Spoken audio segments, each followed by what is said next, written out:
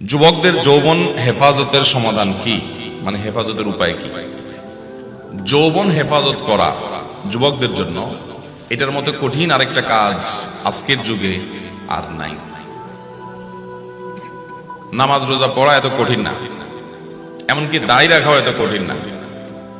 যত কঠিন হলো যুবকদের জন্য যৌবনকে নষ্টামি, নোংরামি এবং জেনা ব্যভিচার থেকে বাঁচানোর মতো কঠিন এরকম আরেকটা, এটা যতটা কঠিন এরকম অন্য কোনটা কঠিন না।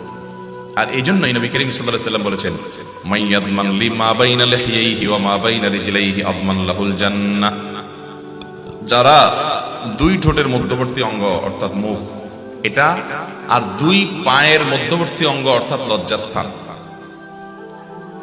এই দুইটা জিনিস অর্থাৎ তার চরিত্র এবং তার জবান, এই দুইটার দায়িত্ব যারা নিতে পারবে, নবী করিম সাল্লাল্লাহু আলাইহি ওয়াসাল্লাম বলেছেন, আমি তাদের জন্য জান্নাতের দায়িত্ব নিয়ে নিলাম।